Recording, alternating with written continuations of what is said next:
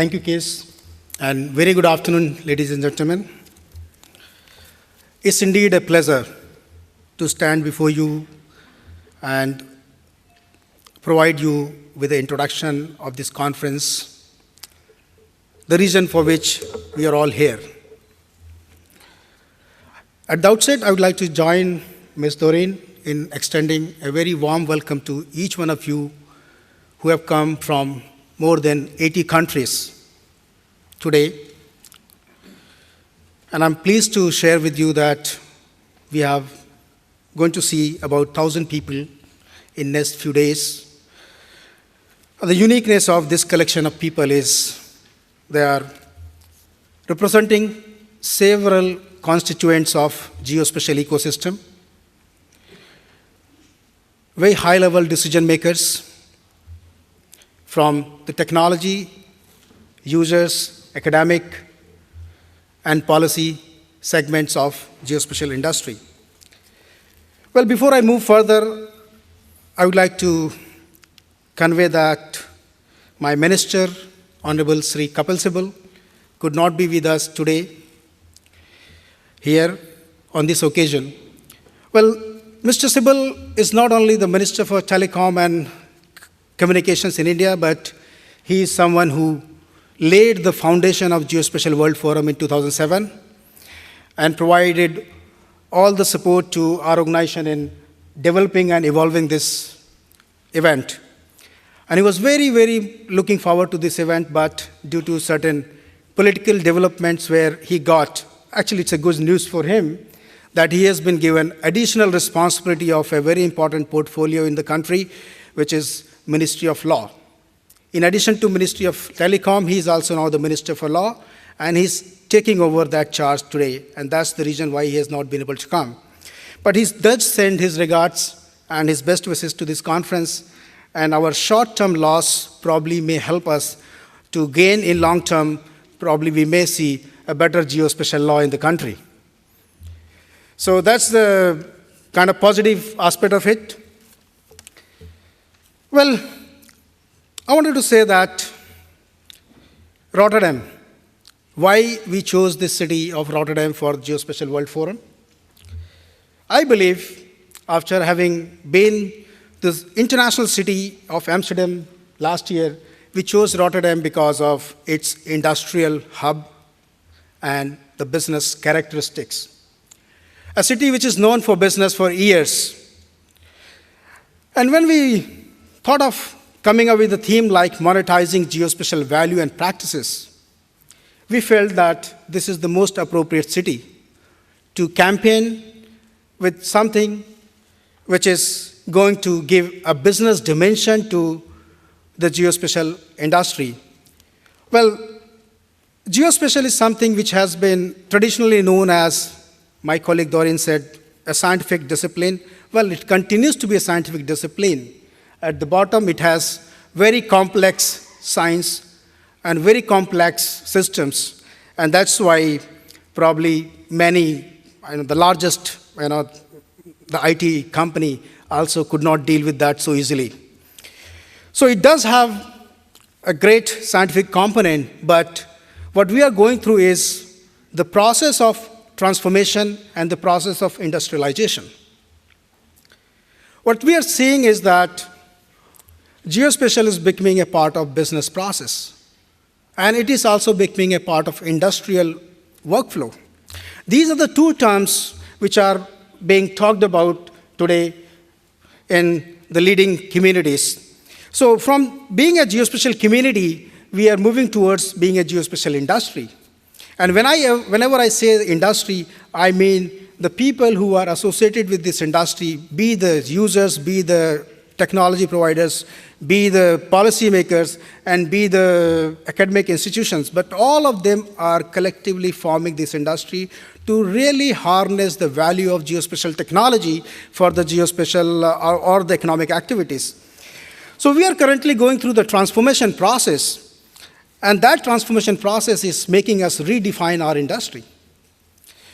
We are redefining our industry because we are becoming more and more solution-centric.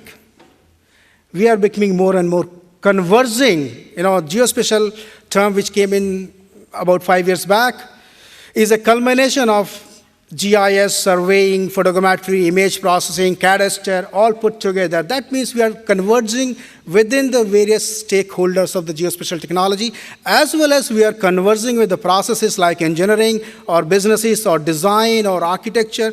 So that is what is happening around the world and which is making us redefine this industry. And that's where the geospatial leaders, be it the national mapping organizations or be it the companies or be it the users, are looking at this technology from a point of view of a process. And whenever we talk of a business process, we talk of industrial workflow, we start talking about bringing economic value. We start talking about defining the return on investments, because the business works on the return on investments. And so as the governments has the responsibility of ensuring the return on investments in the form of public good. They are entrusted with the responsibility of delivering public good, and their return on investment is how do you deliver your services better. So that's where geospatial industry is now getting embedded into. So it's becoming a part of several economic industries. And while doing so, today we had fantastic discussions going on in the morning about a group of users talking about it helps improve our productivity. Somebody says it helps improve our efficiency, or it makes us encash on our customer relations. But on the other side, we have the national development goals. National development goals, which includes planning, management of resources, infrastructure, policies.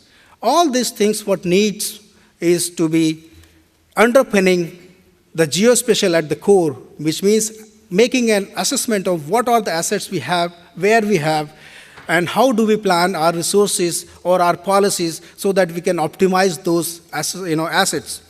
So in this background, I would say that geospatial industry, which is currently account of direct business is about $100 billion, is actually underpinning $1 trillion or probably about $25 trillion economy. So when you're talking of underpinning, that means it is enabling. It is not actually geospatial market, but it is enabling or triggering or empowering that business. So in this background, I would like to say that geospatial industry is really coming forward as a very important economic activity. And in the given circumstances where the world economy is facing such a severe constraint of recovery, I think the value of monetization or value of making right decisions is much more relevant than ever before. So with all these things in the background, as a producer of the conference, I move on to my another role, which is the producer of the conference. I said, what do I do? So we thought we'll design the conference in such a manner which will help debate, deliberate, and exchange ideas around that and create a momentum. So we designed the conference in 4 parts.